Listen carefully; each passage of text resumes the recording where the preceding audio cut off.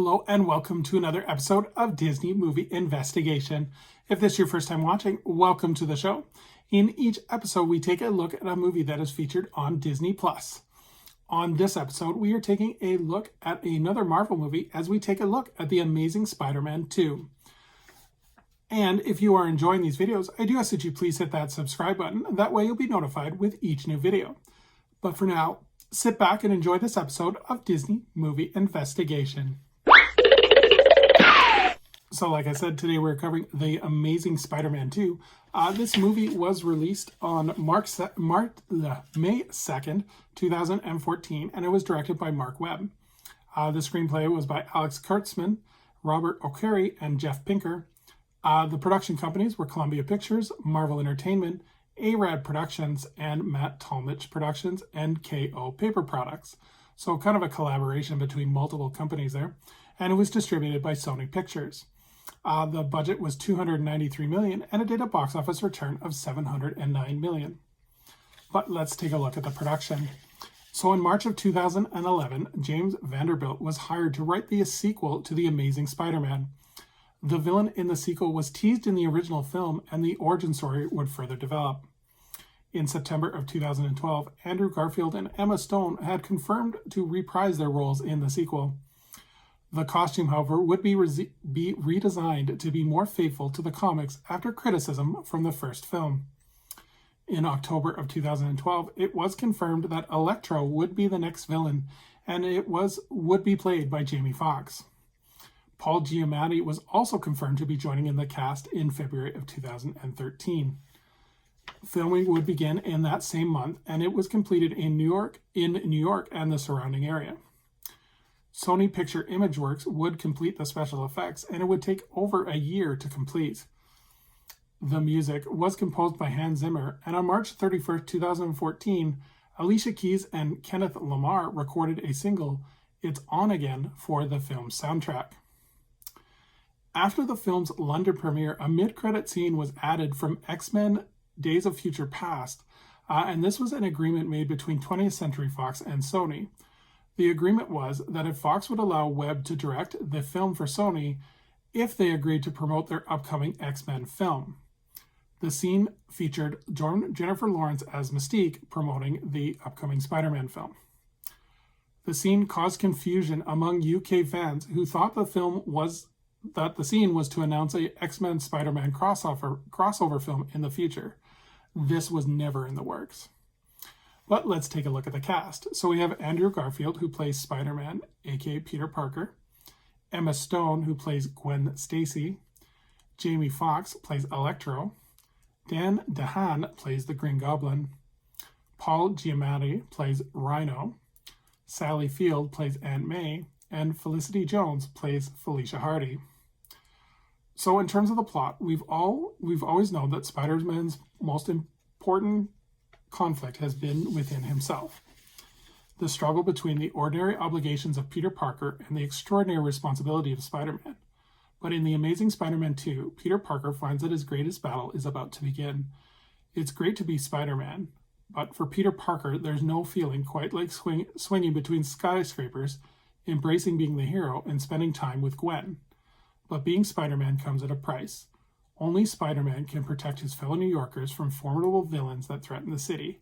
And with the emergence of Electro, Peter must confront a foe far more powerful than he is. And, as his old friend Harry Osborn returns, Peter comes to realize that all his enemies have one thing in common, Oscorp. So in terms of the marketing of this film, on July 17, 2013, fans would see footage of Jamie Foxx as Electro at San Diego Comic-Con International, and fans also got their first sneak peek at the trailer for the film. A viral marketing campaign included a Daily Bugle website on the blogging site Tumblr. The first official trailer would be released ahead of The Hobbit, The Desolation of Smaug, and on December 8, 2013, it was announced that new footage would debut during New Year's Eve, New York's festivities. The film was further promoted during the World Wildlife Federation's Earth Hour when the cast was present during the event in Singapore. Disney would also announce a merchandise product line during the American International Toy Fair on February 17th of 2014.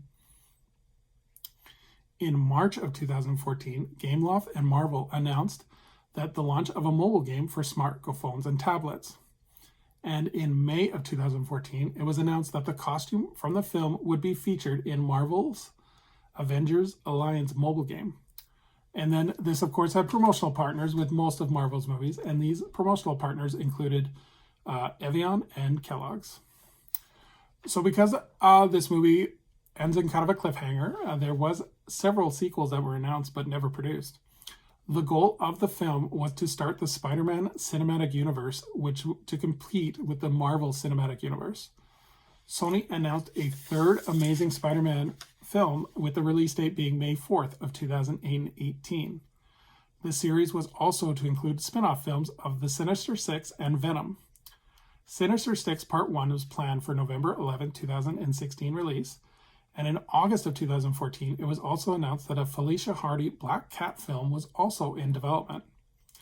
The last film announced was a Spider-Man 2099, and it was announced that Garfield and director Webb would be returning for a third film, but nothing was set after that. Unfortunately, after The Amazing Spider-Man 2 underperformed at the box office, the future of all of these projects remained unclear. In 2015, Sony and Marvel had reached an agreement to reboot the franchise, with Spider-Man appearing in Captain America: Civil War and having Spider-Man be part of the Marvel Cinematic Universe. Andrew Garfield and Jamie Foxx would appear in one more Spider-Man movie, as they had cameo roles in Spider-Man: No Way Home.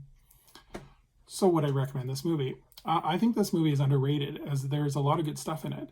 I know a lot of people didn't care for it, but I like the development of Electro and the Green Goblin as villains, as it's a slow arc that takes place over the entire course of the movie. The action sequences are really good in this movie too, all excellent. I especially really like the final battle with Electro and kind of the use of electricity in the movie, so definitely good stuff there. I think Jamie Foxx, Andrew Garfield, and Emma Stone all do excellent performances in the movie. The only negative I have is that the ending is really good, but it is a lot of a setup for a third movie, which no one could have predicted would not have happened. Like, obviously, if they had their way, we would have had a third Amazing Spider-Man. But unfortunately, it does take away from the film, because it is the conclusion is just not there. Overall, though, I would recommend this to any Spider-Man fan, as well as any Marvel superhero movie fan, as I think it does have a lot of good stuff in there. So thank you so much for joining us here on Disney Movie Investigation. I would invite anyone to please leave a comment below on what they think of The Amazing Spider-Man 2.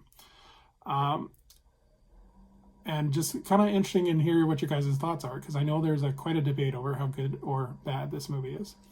So as we look forward to our next episode, we are going to take a look at a sequel that got a theatrical release, but it had some controversy to it, as we take a look at The Jungle Book 2. And stay tuned for a bonus story of that episode, as we take a look into the canceled Disney Animal Kingdom show, Journey into the Jungle Book. So until next time, I hope you have a magical day, and we will see you real soon.